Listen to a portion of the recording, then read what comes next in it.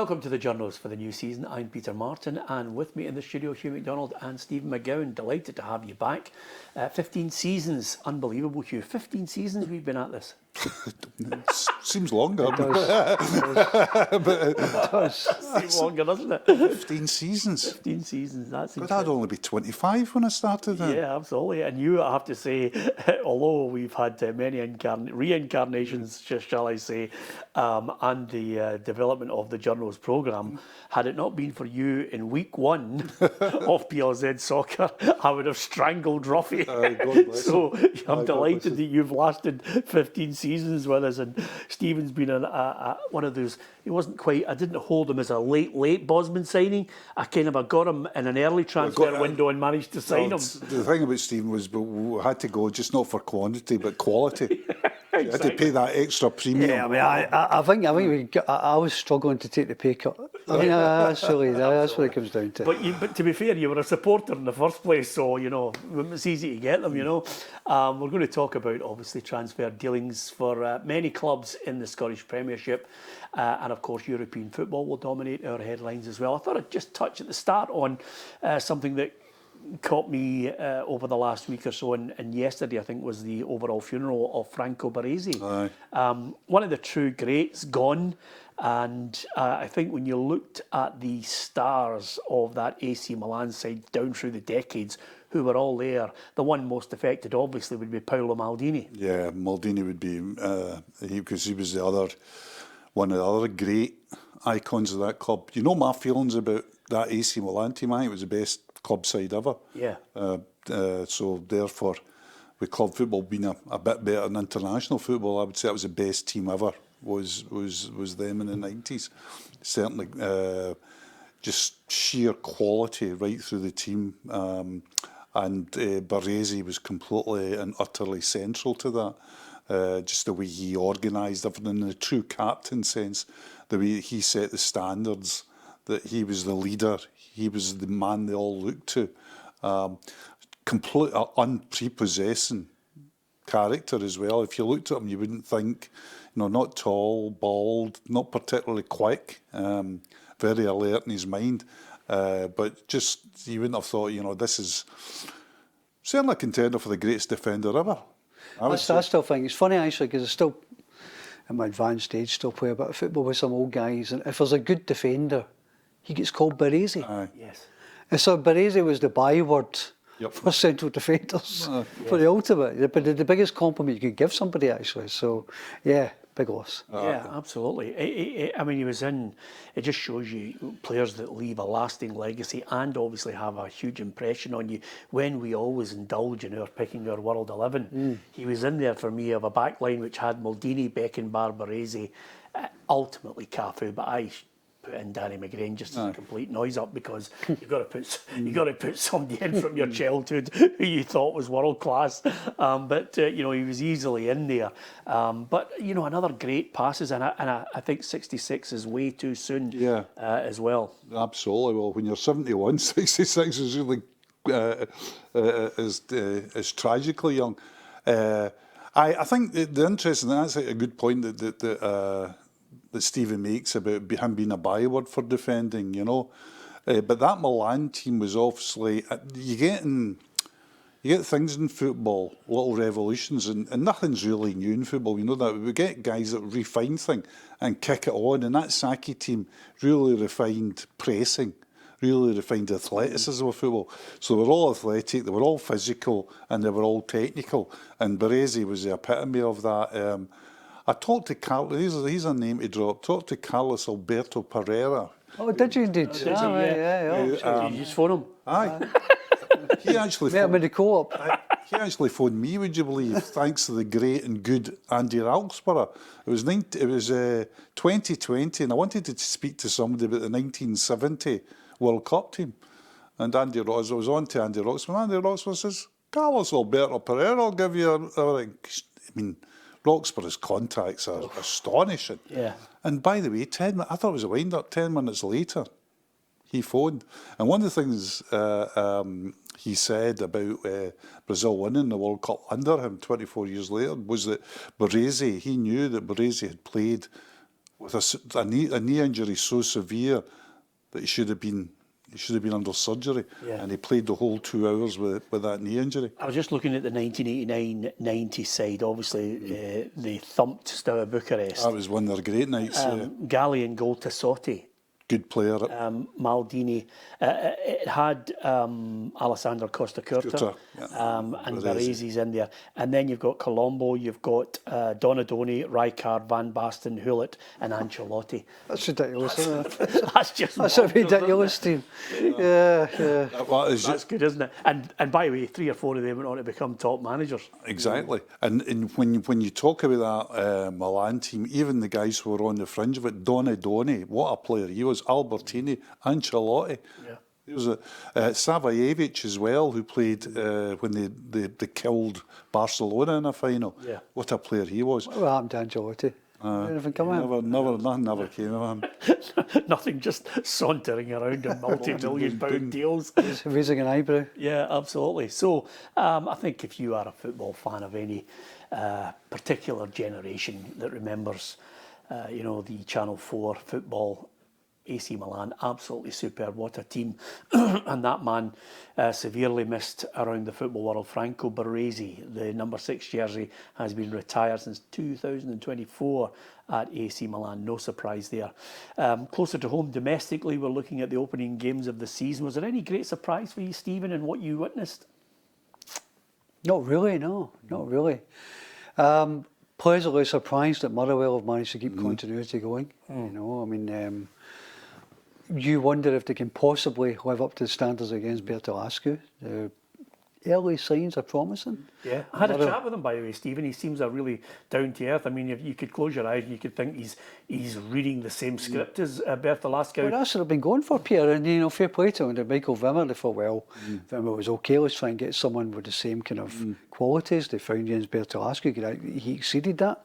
And you thought, well, he can't possibly keep this going. But actually, they've found a data and a formula that allows them to do that. And they've done that with Johansen. So that was, the second goal was terrific. And I thought that was a pleasant surprise. I wasn't especially surprised by Rangers dropping points at Tannadice. I thought there was a possibility of that. Where a slightly undercooked team finding its way. And I wasn't at all surprised by Celtic playing the way they did, because it was pretty much the same as last season. Yeah. Interestingly enough, the one glaring change that I did notice about it, the football's been good and he tends to be a wee bit more direct, Johansen, but there's no linchpin. Fadinger's playing it, but it's not an Elliot Watt, and there's also not that triangle of Eli Just. So it'll be interesting to see how it develops. Obviously, he's going to try and sign a couple of players, as most people are, and that brings me to Rangers, because Daisuke Yokota has actually come in, signed. He's the 9th signing for Rangers.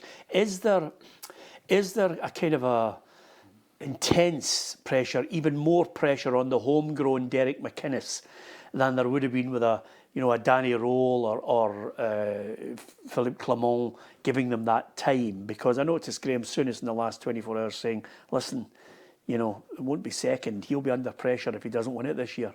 Oh goodness, yes. I mean, absolutely, yes. No transition whatsoever. I mean, you could see the first game of Celtic being a crisis point as well. It's just the speed. Because all Rangers managers are not. I mean, time doesn't stand still, and a Rangers manager goes into it.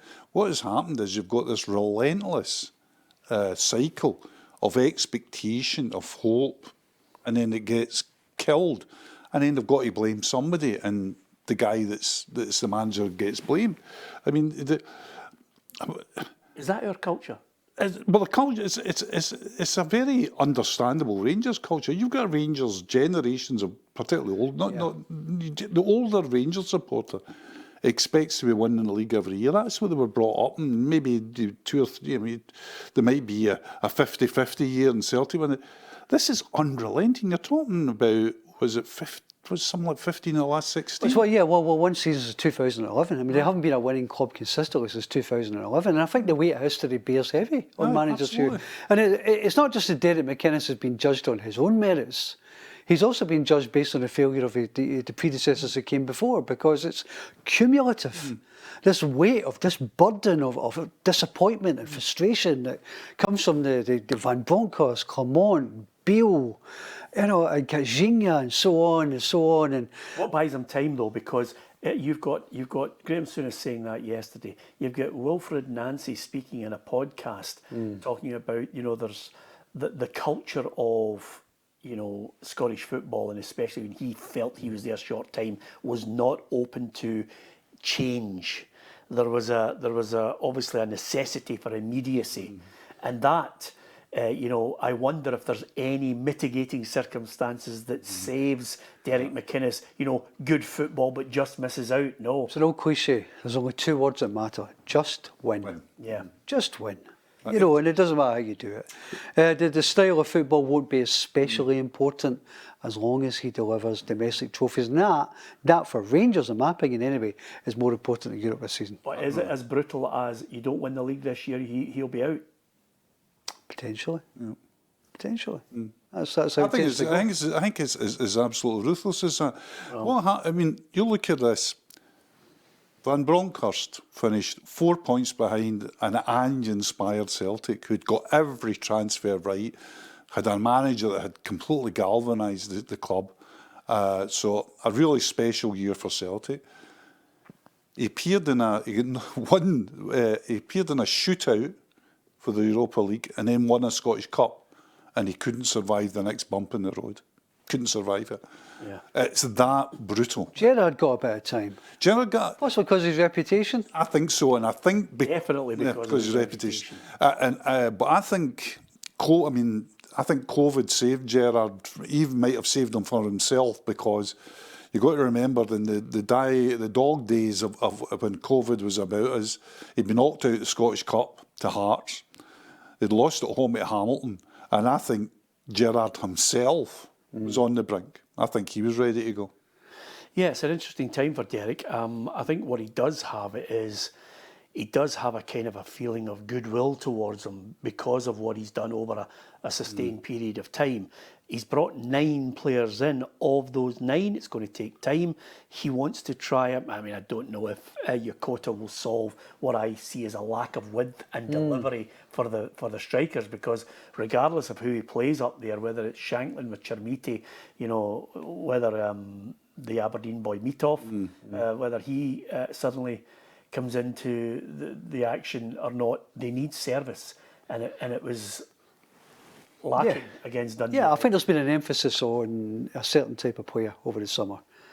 Characters, guys who get it, inverted commas, guys who've got the mental strength to live with the demands and the expectations of life at Rangers, and I think that's wise, that's fine. However, you must also have the quality as well. Yeah. And I mean, they've only, I think, Dundee United, I think Judy Kasama is probably the only real recognisable winger.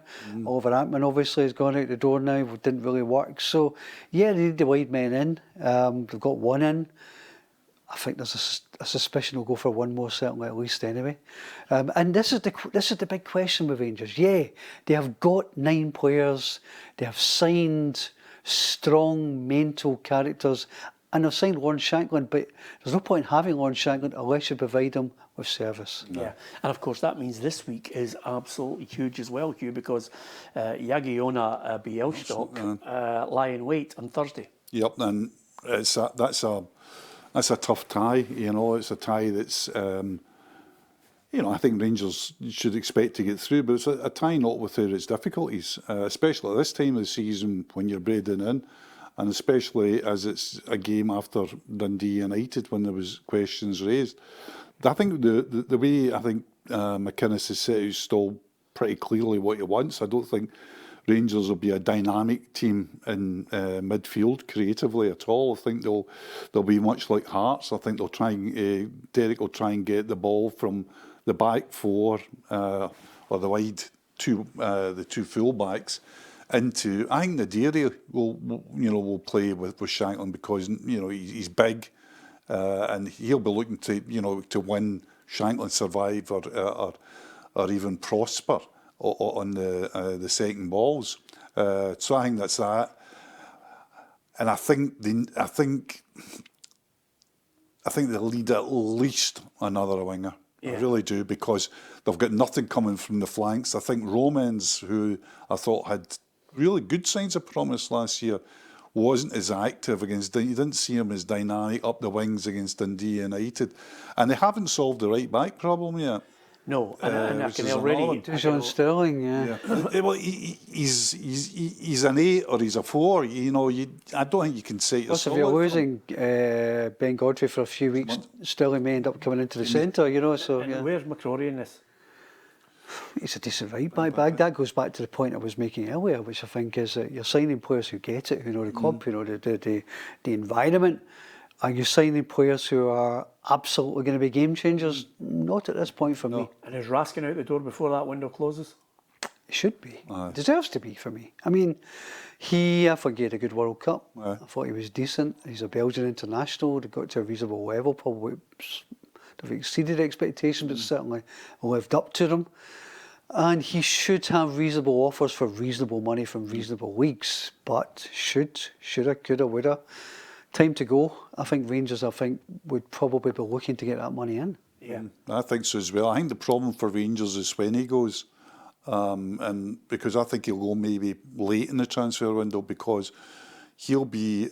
We get really worked up about the transfer window now because our league started and important European games have started now.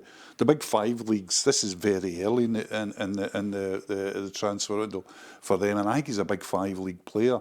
And they probably will have him. A lot of clubs will have him on 2 or 3 or maybe even 4. Maybe some clubs will have him as a 1. Yeah. But they'll not attack it until everything sifts through. And I think Rangers would like, as opposed to Celtic wanting Engels and Johnston to stay until the Champions League qualifies. I think Rangers would probably want to see Raskin go early. Well, they're well covered in that area. The one area where Rangers are not short of manpower. I don't think it's a cover thing. I think it's a finance thing. Yeah, well, yeah. You know, I think that, I think they could say if they got, say, in from 15 to 20, which is not unreasonable, they could say, right, we are well covered in midfield, but can we buy a really decent right back and a really top class winger? Can I ask you this though? Money. You said they're well covered. Are they well covered creatively in somebody that's a wee bit different? No, absolutely. I think they have a kind of glut almost of defensive central midfielders from what I can see. Yeah, they could still do with a creative kind of number 10 type, somebody who can pick locks. But I don't think that's McInnes' style, because What do you get your wingers to do that? I think McInnes. I mean, a lot of times I'm watching Hearts, and certainly Devlin will play that role. The back at number 6. He's going to play number 6. Yeah, and I think his midfield is always is not to pick. I mean, look at the way he treated Brava. I mean, he played at Brava, but if he played Brava was one of a 3 up front, and sometimes he didn't fancy playing Brava. So I don't think Derek is seduced by the playmaking number 10 that maybe other managers are, and I think he's very much a man of, let's get the width out and let's get strikers in the box. I think it's a very effective but simplistic way he looks about it. Have we to cock Annie until the window closes before I ask you who's going to win the league? I think that's only fair, you know. It's a pretty small sample size so far, isn't it? This is my point on it. I'm always amazed. And listen, I'm not having a go at everybody. I think it's a great pub argument, but I'm always amazed that they go to former players and add any kind of gravitas to their statement on who's going to win the league, because they're just flag wavers. You know, you've got to try and assess and say to yourself, we've had a wee 3-4 week look, we've had a look at your recruitment, this is the real deal here, there and everywhere. You don't know what you're dealing with just now, Peter. I mean, if you look at Celtic, they've brought in 2 players, you know they're going to bring in probably another 4, 5, whatever. So you've got an incomplete picture. And the same will apply with Rangers. I mean, they've got players to go out the door, 1 or 2 more to come in. And you need to say that all settles down a bit, I think, if you make predictions. Yeah, absolutely. So don't worry, we're all off the hook till the journos of the end of August. Now, over and above that, we're going to talk about Celtic pretty shortly. Stephen's alluded to the fact that they brought players in, there'll be players going out, and we'll talk about that. But I want to draw to your attention the fact that ongoing on our shows right across our YouTube channel and our social media, we've got a chance for you to give us your prediction, because quite simply we've launched Predictor. So many people were asking for it. Can you beat myself, Tam McManus and Alan Ruff? Weekly prizes, monthly prizes, and a chance to win a car or £10,000 in cash at the end of the season if you top the table. Even by getting involved, we'll be giving you a chance to get some prizes as well. Here's the details. Think you know Scottish football? Now's your chance to prove it with PLZ Predictor, sponsored by Lucky Tiger. Predict the results of all 6 Scottish Premiership games every week and compete against Peter Martin, Alan Ruff and Tam McManus. Win weekly prizes, monthly rewards, and if you finish top of the table at the end of the season, you could drive away in a brand new car or choose £10,000 in cash instead. The PLZ Predictor, sponsored by Lucky Tiger. Click on the link to enter.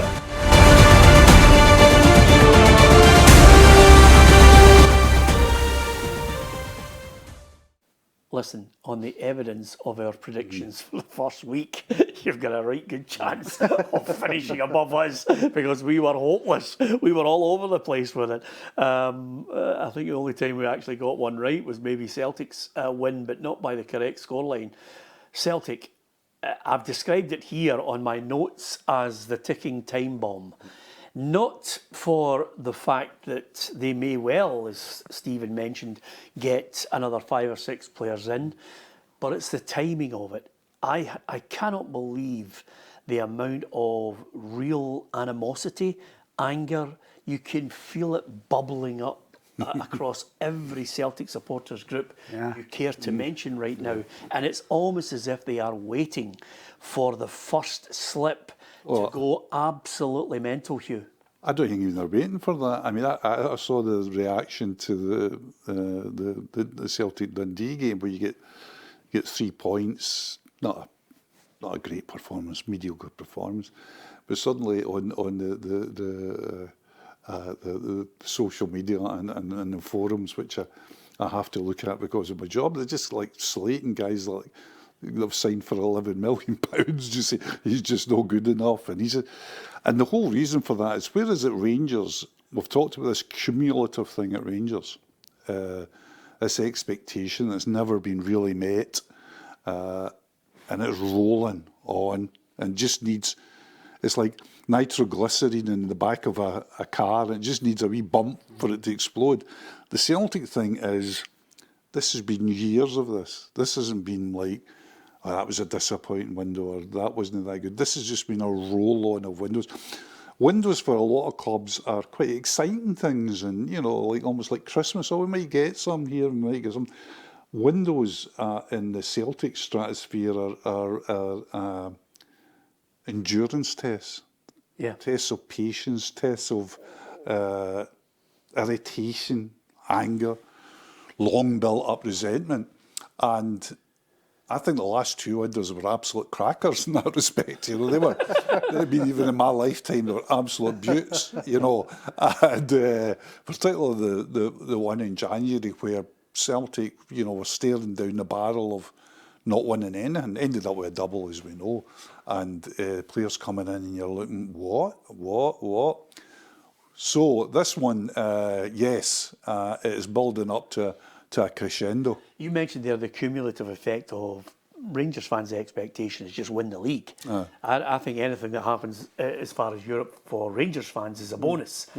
For Celtic, the real incendiary device goes off when they fall foul of failure at European level, because that's been, I don't want to quantify it's 50% this, 40% that, 10% this, but that's been one of their mainstays of real angst. I mean, if they don't get past this game against LASK, somebody threw out a stat that this is the 8th time in 11 years will they have failed to have made the group stages of the Champions League, and some of the opposition they've faced is far from regarded as European giants. LASK by no means that, but you look at it right now and I'm wondering, 2 in, Duran and Ho, and Alex Oxlade-Chamberlain re-signed. But going out the door, 16 players going out. Bernardo's gone to Gornik Javra. Hatate could be next to make it, excuse me, 17. Engels, Alistair, Johnston, Johnny Kenny. These are all players that could add to it to take it up to your 17s and your 18 and your 19 players going out.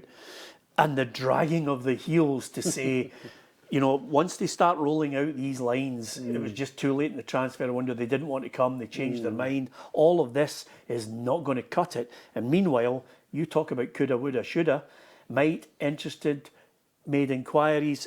Any catchphrase you care to mention, Gajemis from Frosinone, over and above that, Gavidis Genetis from Torino, Mika Bauer, deal's not done, Hassan looks as if he's on his way to Olympique Marseille, and it's now getting to the point where they're actually not even buying into interested anymore or linked with. It's toxic. It's not just toxic amongst the club and the fans, it's toxic for us as journalists as well, actually. We're sitting here in the Journos talking about this. Because you're almost wary of writing stuff these days because fans don't want to hear it. They don't want to hear Celtic are working on, Celtic are exploring, Celtic are looking at. Everything is interpreted as briefings on the board, which are not, by the way. That's bollocks, pardon the French. Yeah. But I mean, you know, it's always the club getting their version out because there's just such a lack of trust between the club and the supporters, and we kind of get dragged into that.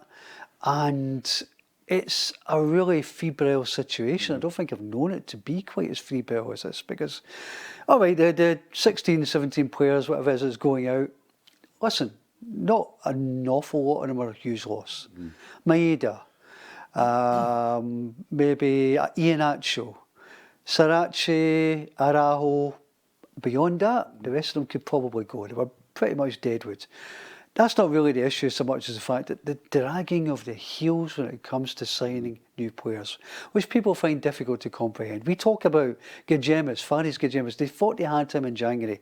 Didn't happen for one reason or another. Just at the last minute, fell down. $6 million deal. Now they're looking at paying far more. 6 months later, they're not getting that over the line yet either.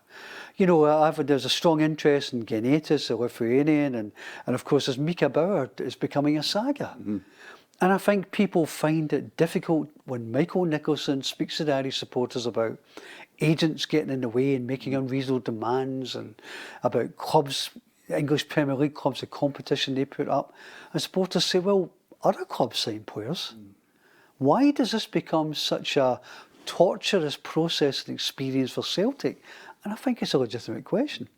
Well, not only that, I can't quite work out, you can't even say it's I mean, I get the fact that every club, and I'll relate to what you said about Michael Nicholson talking about to the Irish supporters, doesn't matter what we do, we're staying silent because the media paint is in a bad light. That's just a nonsense line from him trying to create a siege mentality where nobody's buying into it anymore. But the one thing I'm looking at, I can't work out the strategy, even if it was based on Dermot Desmond being pig-headed, Hugh.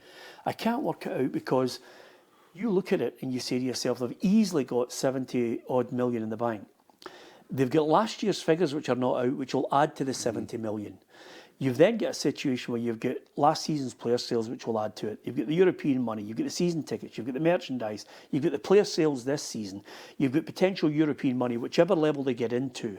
And suddenly you're saying to yourself, it can't be a kick in the pants of somewhere between 120 to 140 million. I'm not exaggerating it, Hugh.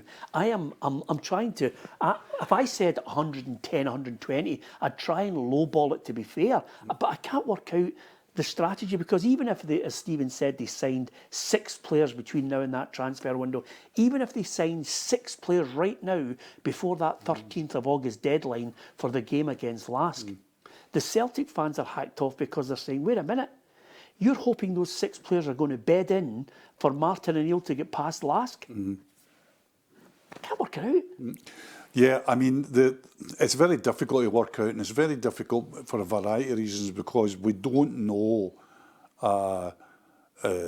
what Celtic are thinking because they don't tell us.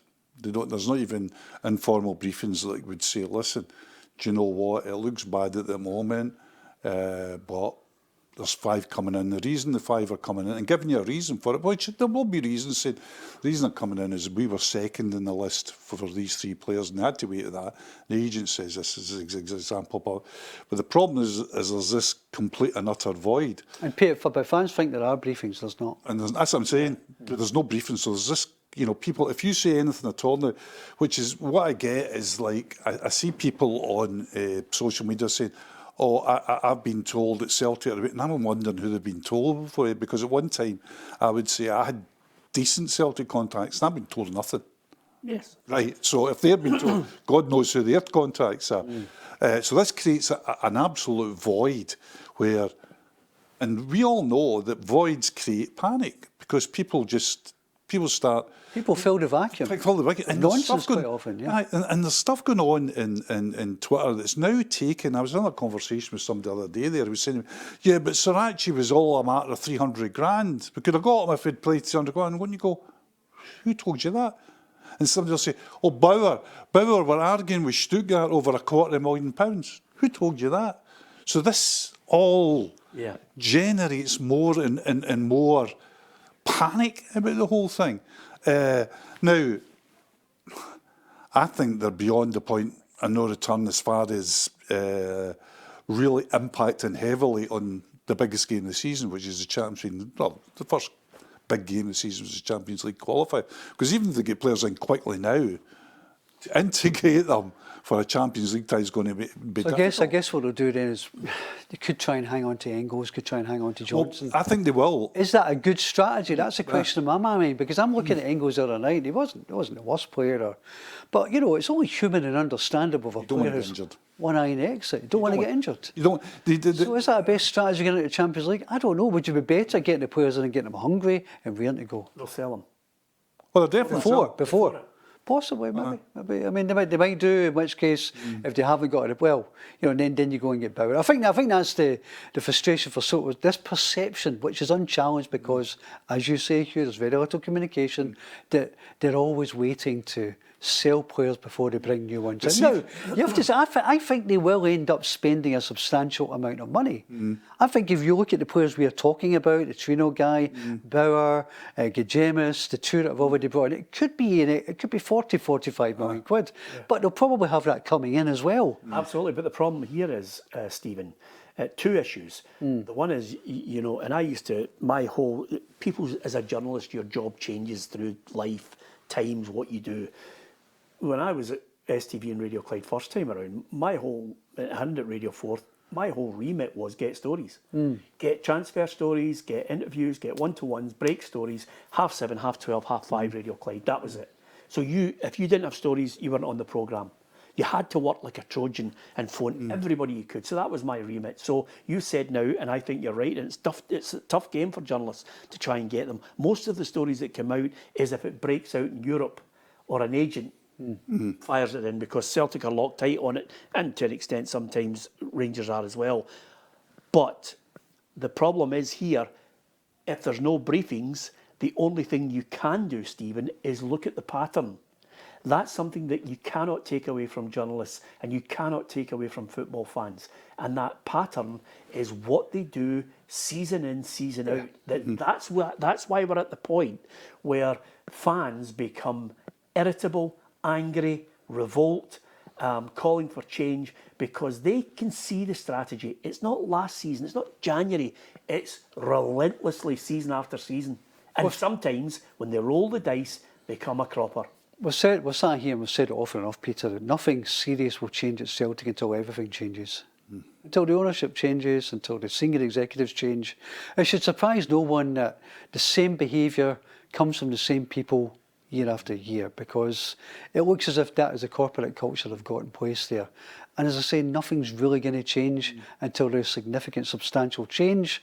And I think the biggest problem for supporters is that where we're sitting at the moment, you don't really see any evidence of that. I think Engels might stay for the Champions League. You think so? Well, I'm looking at, the only thing I'm looking at is past behaviour, right? And they were very strong at Engels at Christmas. We're going to get 25 million for him, and they didn't sell him. And I'm thinking, was that an admission that they couldn't quite get away with it this time? So I think they'll play hardball with Engels. And I think they'll be wanting much more than what West Ham's offered now. But even with the Champions League, to what end is the Champions League? Are you going to be competitive? No, it's the entry price, isn't it? No, it's the money. It's money, it's the entry price. And then what do you do with the money if it just goes in the bank? Does it, The Champions League money, if you've been really brutal about it, the whole of Celtic strategy, if I was sitting looking at it now, is to pay, you get in the Champions League, the whole thing, storing the money, etc., is to look on the future of the champions of Scotland as a Europa League team at best. Yes. Can I That's tell what I you something, think. Hugh? You've nailed it. Because Rangers and Celtic are, and have been for the last, 5-6 years. The structure of the Champions League has been fortuitous for Scottish clubs. But Rangers and Celtic are Europa League teams. Everybody gets that. The problem is, when you get suddenly, through good fortune or whatever, you get a Brendan Rodgers who's able to play a brand of football that gets you to a certain level. What happens, and this is where I have sympathy for the board, and the only modicum of sympathy I have in this long-running battle of argument and constant fighting. The Celtic fans want to get to the Champions League and they want to take the odd scalp. You know, they want to be able to compete better than they are competing. So, whereas the big problem comes on the 19th with LASK, when they get to the Champions League, the other problem that the Celtic fans have now heaped onto the board is the Champions League theme kicks in, everybody cheers, and then Celtic get cuffed at home. And they're saying, no, they want better than that. And that's where the board's under even more pressure, because they have to come out with the narrative, Celtic are not going to win the Champions League, and Celtic fans are saying, they don't want you to win the Champions League, just want you to compete and sign a better quality of player, not spend 20 and 30 million, just sign a better quality of player and recruitment strategy that gives them the chance to at least take a few scalps. There's this fundamentally cautious and conservative approach at board level, which was expressed kind of by Ross Desmond in his AGM, his infamous AGM address, where he said that they will not put the sustainability or the welfare of the club at risk in any way, shape or form. Effectively, they need money for a rainy day, and that the European landscape was such that it couldn't really compete with many of these big clubs anyway. And I think what supporters see from that is a kind of defeatism, a fatalism, a lack of ambition. And you're right, nobody expects them to win the Champions League, but should a club like Celtic be able to perform much the way as others like Feyenoord and Club Brugge have, I think they should. Do you know what the other thing about it, which, you know, as time goes on, many of the Celtic board will be hoping fans have forgotten about, is if Brendan Rodgers was crying out for 3 quality players in the February after the Allianz Arena when he'd been derailed by the sale of Kyogo, if he was calling out for 3 quality players then, how many do they need now when they're literally dismantled? Well, to be fair, but Martin O'Neill has said they're going for quality over quantity. And I think you can see that in the fees they are paying already. Paid who, 10.5, 11 million, 5.5 million for Duran. All right, didn't pay that to have him playing at right wing because they hadn't actually signed a right winger. But they've paid 16, 17 million already. And I think these players we're talking about, as I say, will take the final spend up over £40 million. So I think they're looking to sign fewer players for more money and try and bring up the quality threshold that way, rather than, as in the past, signing £1.5 to £2 million punts or projects, if you like. And I think that's to be welcomed. The proof will be in the pudding in that, whether that generates any results. Yeah. Now, the proof in the pudding elsewhere in Europe, I think, has been very difficult to stomach, Hugh, because if anything, you know, as I constantly try and stay optimistic as the years kick in, you don't want to be in a situation where you're witnessing, and we are witnessing it, you know, World Cup aside, the demise of Scottish football on the European stage, as in the standards, the football we're playing. I think the quality is abysmal. I think out with Rangers, who've been able to fly the flag and get us a lot of coefficient points as a country, the rest of them have been absolutely woeful. And we are not playing, we are being left behind as far as the football European clubs are playing and what we're playing, because I was at the Sturm Graz game and Hearts were woeful. Over 2 legs they were woeful. They might have played good little bits of football in flashes, but their defending was just like a pub team. 6-0 was an embarrassment. Now, listen, there's no point in saying Sturm Graz are a Champions League team. They are the here and now. They didn't look great, Hugh, and they spanked Hearts. Yep. And that is a sad indictment. We had an embarrassing situation where a team from Kosovo, Minnows, for 10 years with not a great credibility, defeated Hibs. Yep. And the team flying the flag of credibility was Motherwell beating a team from the Faroe Islands. That's where we're at. Yep, That's exactly where we're at, and there's no way of getting around it. The Champions League, which was always almost a playground when I was a much younger supporter, and from the late 60s into the middle 70s for Celtic, it was a playground. It was a competition that Celtic went into, with 9 in a row, went into for 9 successive seasons. And every year you went in, I can say this because there was a lot of the games, you went in saying, we could win this. And we'll say, what? And you say, well, we won it once, we got to a final once, and we got to a couple other semi-finals in that year. This was something, in fact, we got to 3 semi-finals. You were saying, this is a viable hope that you will certainly compete at the higher end of the tournament, and you may get a final, which they did in 2 occasions, and you may get semis, which you did in 3. So you say to yourself, this is where it's at. And then you move on from, I'm giving a history lesson here, but it's to show the degradation of the game. You move on to the late 70s. By the way, when that's happening, Rangers are winning European Cup winners' cups, beating Bayern Munich, which is the West Germany World Cup winning team. They're beating them in a semi-finals. And then you move on to Dundee United regularly hammering Barcelona, Aberdeen knocking out Bayern. What did they all have in common? They all had in common the fact they were all filled with Scots. Exactly. And the other thing they had in common is that players could not be sold if the club did not want. Yeah, that's true. Bosman's had a big impact. Bosman had a huge impact. But equally in that era, and it might be through poverty and things change, times change, Scottish football was producing world-class players. Absolutely. And I look at what happened in the summer at the World Cup, and there's a rush, understandable, I get it, to lay it all at the door of Steve Clarke. Yeah. But when you take Scotland's performance at the World Cup, and you to take the performances of our clubs who are not playing young Scots, at some point, do we maybe come to the conclusion that actually we are not producing anything like as many quality young footballers ready to come in and make a difference as we should be? Well, that's a programme in itself, Stephen. It is. But what we should be expecting along the way is 2 things which kill it completely. One, as I've said, banging on about it consistently, is you cannot start a league campaign with 8 managers saying we just want to stay in the league. That's a negative structure. That's the first thing. The second part of it is, I had a chat with David Clarkson talking about the academy. Motherwell had 6 academy players on the bench, and they're getting a sniff of a game in that Motherwell team. And last year, they lit up the league with the brand of football because the manager wanted to play a certain way. That's the way you want to see it, but you want to see young Scottish players get 50, 100, 150 Absolutely. games. And you want to see them being able to play with men and progress and become better players. They're not getting that. Falkirk last year, I think, played 9 Scots in one of their games. We need more Scots playing. Yes, they're cherry-picked down to England. Yes, some of them are cherry-picked across to Europe. But we need more of them playing and getting a sniff in our league rather than, and you can supplement the £9 million, the £11 million players, but you've got to find some that are going to get the chance to develop. And fair play to Motherwell. I think they deserve a huge... Okay. I accept all of that.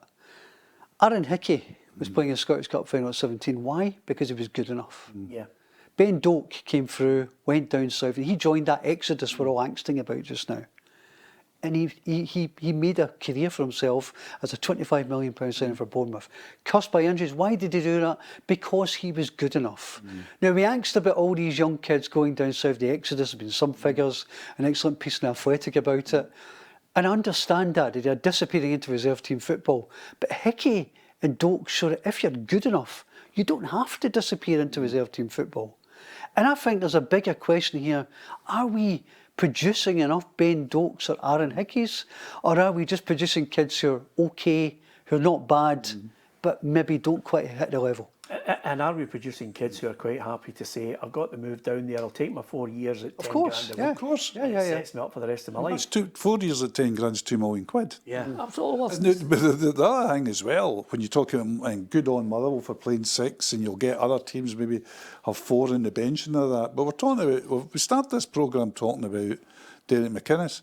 Imagine going to Derek McInnes and say, see, I was at Alloa and I saw Kyle Glasgow. He's a great wee player. You should be giving him some game time. You look as if you were daft. Finlay Curtis in the bench. Curtis goes to Kilmarnock and looks great.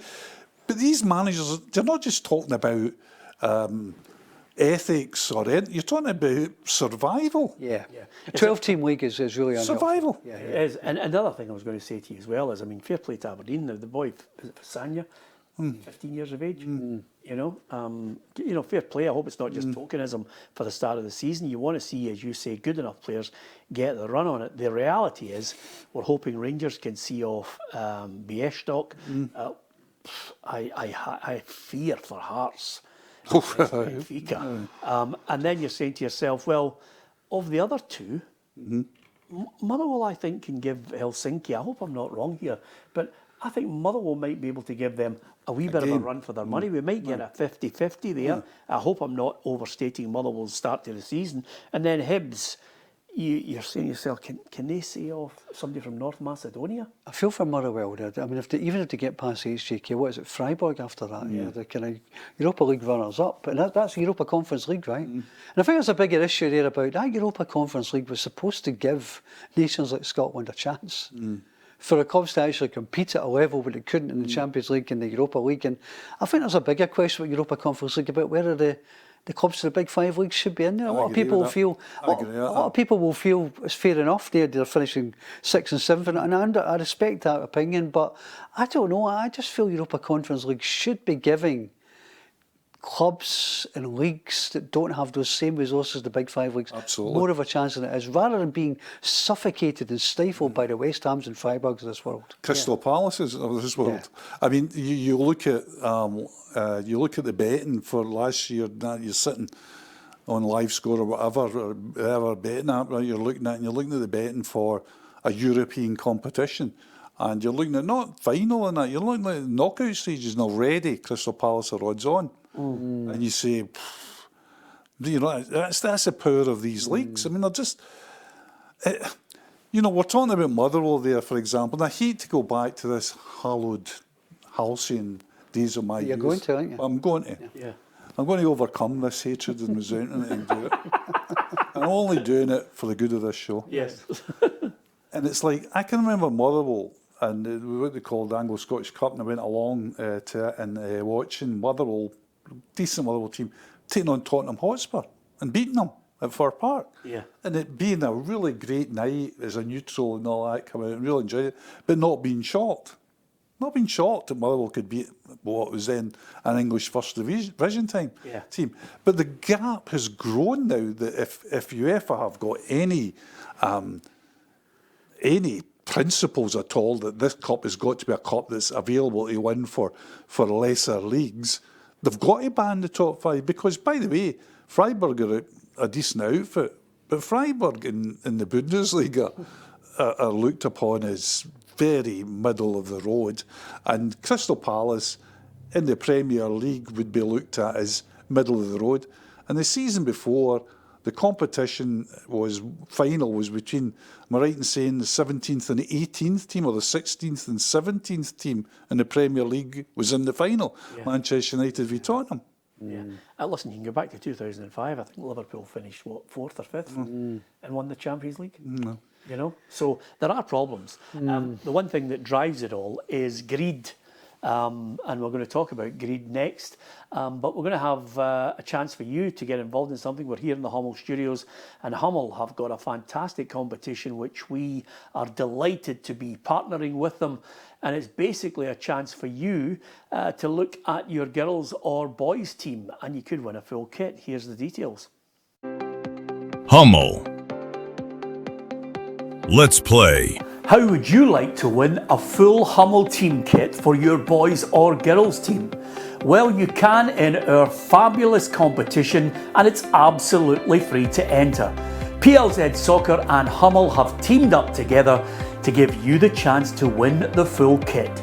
And here's how easy it is to enter. Entry is completely free. Simply click the link below and enter using one verified email address. One lucky team will win a full Hummel kit for 16 players, including shirts, shorts and socks. Terms and conditions apply, so don't miss out. Enter today.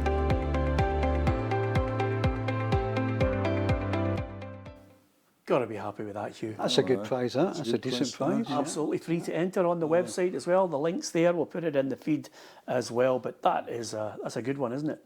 Is maybe granddaughter Tess, can she enter? Because she's in a team. Yeah, you just need to be the man who enters the email in. And Tess, I'm in for That's what it all falls down, unfortunately, filling out a form here. your man. Email That's simple. form All an he needs to do email. is hit enter. Hit subscribe. Nah, Yeah. just a Sorry, bit Tess. Here's the clincher. It's free. What more can you ask for? And we'll also give you the chance, if you don't win it, at the end of the month, we'll give you the chance, obviously, to get a special PLZ discount if you wanted to get a Hummel kit for your team. So can't be bad, well worthy of your consideration. Lots of competitions coming up and lots of content coming up. Hugh was getting it in the neck from Michael Grant, who was just about to absolutely leather you and I, because our Legends tour has taken us quite a fair bit around. I mean, one of the things that a lot of people are saying is, hey, chance you could have gone to Walter Smith when it wasn't raining, Davy Cooper. My doctor was saying that. We were absolutely Pneumonia. smoked. But nevertheless, the Legends tour is good because Michael Grant was saying, you've been in the North East, you two. And I looked and I thought to myself, Yes, we did. yes, we have. We've been up there. And we've got the ice cream receipt to prove it. Yeah, absolutely. We spotted an ice cream shop, Mackey's, and we just went straight in there. It was absolutely magnificent. Two of us Mackey's ice cream. had a wee bit of ice cream. Dennis Law, Sir Alex Ferguson, Jim McLean. Jim McLean. So that's coming up in the Legends. You'll be able to see that this week. And then we'll finish off, I think, part 6 with a few more. But hopefully you've enjoyed that series. Hugh and I have certainly loved just sauntering Which is the main thing. Doesn't matter if nobody wants it. You two had a good day. Yeah. Sunny day, ice cream, we run up in the car. Another thing about it is, as you well know, 2 journalists in a car just slaughtering everybody. Oh, yeah. And of course, the minute you drive in these places and think you were a couple of police, which just makes it worse. Absolutely. We were on occasion dressed like CID, but Yeah. nevertheless. Anyway, just to finish, I thought I'd just give you the chance to talk about FIFA, the World Cup. That's completely on the back burner now because, quite simply, right behind the 8 ball is Gianni Infantino, and one nation, one organisation after another is suddenly saying no confidence in you whatsoever. There's a vote in November for candidates, and then March of next year, the axe could fall, or will he survive? I think he might survive because of what he's done for. We forget that a lot of the smaller nations are very interested in a 64-team World Cup, and B, a lot of the smaller nations are very grateful for the turnover of $15 billion for America. I think he was the one that. I think that was always that you've just taken this too far. Was the one where it's caused them problems is. Selling off bits of the World Cup, because underneath the bubbling thing, underneath all this, is animosity between UEFA and FIFA, and that's the fault line. That's the fault line that's got to decide it. Yeah. I think a lot of European countries will be against Infantino, but I think I know there's an awful lot of Asian, Arabic. And African countries that are very positive towards it because they've given them the door. So I think it'll be a near. I think he made a colossal mistake with let's sell off the World Cup, because I think he was in a wave of euphoria because the amount of money was coming in, and he's probably getting told things by people that support him.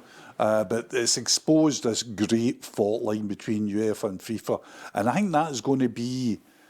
I think that's going to be the running story in football for the next couple of years. Yeah, and I think they've managed to play it quite cleverly, UEFA, posing as the white knight here, which is not really the overall case of this, because, one's as greedy as the other at times, but with the whole situation that he's found himself dogged with this controversy is the timeline. And then that timeline of who knew what is who was it discussed with, and then you get into murky waters where people know in the background that the American president and his cohorts clearly have had discussions which cut out the process that Infantino should have followed.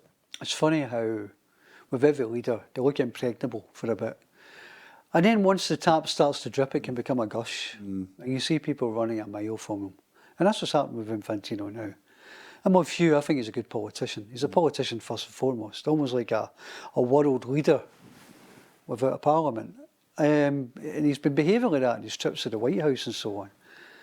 And I still think, like Hugh, I think he could still be 50-50 in terms of the vote. 211 members of FIFA. There's a vote next year. He'll be lobbying furiously. If there's money on the table for nations who make very, very small amounts of money, it could be incredibly appealing to them with a 64-team World Cup.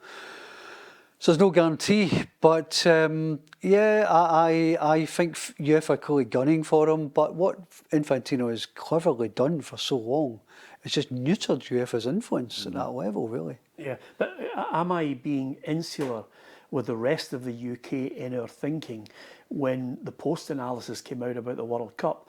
They may well have, obviously England is a separate thing because they'll analyse that till they're blue in the face about their failings. But as an overall tournament, you can look at it in black and white and say Infantino's made double what they made in Qatar. That's fine. If you're looking at the bottom line, then he's a success. But are we just insular in our criticism of a tournament that was beset by a lot of justified criticism, in my view, fleecing the fans? At times the prices they were paying, even to get there, even to get transport, even to get in a queue, to get into the place, the organisational structure of it was problematic. Over and above that, even trying to get from one end of the country to the other, the temperatures was a problem at times. And over and above that, the most infuriating, and this is why I'm asking, are we being insular? The most infuriating aspect of it is he allowed himself to do two things. One, he gives a peace prize to the American president, puts FIFA into a political nightmare. Secondary to that, he starts introducing what I call the Americanism of soccer, which is quite simply, let's have these breaks, these hydration, and by the way, while you're having your hydration break, here's 15 commercials in between it. He's an Icarus who's flying too close to the sun, isn't he? And as Hugh says, it's one too many. And it's quite a feat to make Sepp Blatter look like the acceptable face of football.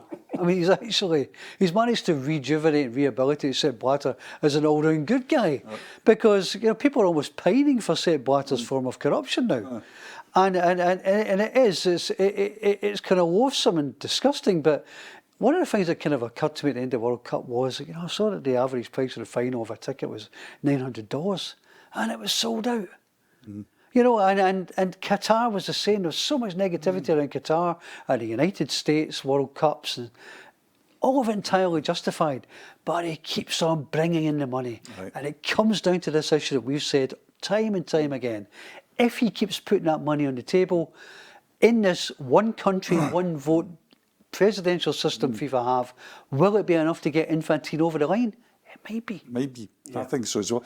The interesting thing, I think the worst thing that happened to the World Cup, and I'm very cynical about football now, but I thought the thing that really hurt me in the World Cup was there was a Balogun thing. Yeah. And that's the question, Hugh, is it? If these American kind of like oligarchs, if you like, can have that influence on that Balogun, and if you then sell stakes in the World Cup and in FIFA's competitions company to these people, where does that go? Exactly. Where does it end? Because I was in Qatar, as you know, as was Stephen, and people, you talk about insularity, but the English press in particular were really against it. But if you're sitting in Qatar, for these KPIs, whatever chief executives got, ticked all the boxes for them. No terrorist incidents, no heat-related incidents, no controversies beyond the political and economic, no on-field controversies, huge supports from all over the world, good ticket sales. Actually, ticket prices much better in Qatar, and it made $5 billion. And you're saying to yourself, he'll go home and say, that's it. And see, when you say about, when we go on about hydration breaks, whatever, peace prizes to the president, even the Balogun thing, again, I say, he'll be sitting down with his support, and he'll have support, and he'll say, right, here's what it is. There's 27 million EU for a play park and some outpost somewhere, and I don't care about receipts. You know, there's, but that's the way it works. Yeah. Here's, you know, we'll put it. Allegedly. It's the way. Well, Andrew Jennings, many years ago, if anybody wants to read a book about it, wrote a terrific book about how FIFA operated, and I had the pleasure before, obviously, for his very sad and premature demise of talking to him, and it is very much a cartel. Yeah. Very much a cartel. And by the way, it's our culture as well. We think we go, oh, this is terrible. Other cultures say, no, this is the way of the world. This is what happens. Absolute power, you know what absolute power does. Yeah, absolutely. Was it Lord Acton? Well, absolutely. That line, and it's coming back to haunt us at every level of football. Anyway, listen, you could probably dedicate an entire programme to FIFA, transfer activity, European structures of league. We've tried to do our best in the first of the Journos back. Hopefully you're going to stick with us. Don't forget to hit the subscribe button on PLZ Soccer's YouTube channel and come and join the football family. We'll try and give you as much content as we possibly can. Hugh and I are on the Legends Tour, and a chance for you to see Dennis Law's statue, Sir Alex Ferguson, and also Jim McLean. We're sharing a few of our stories about those brilliant characters in the Scottish game, and of course successful at that. There's lots more content. The football show's back and we'll be out and about at the press conferences too. Thank you to Stephen McGowan, thank you to Hugh MacDonald, and from myself, Peter Martin. Thank you for listening and thank you for watching.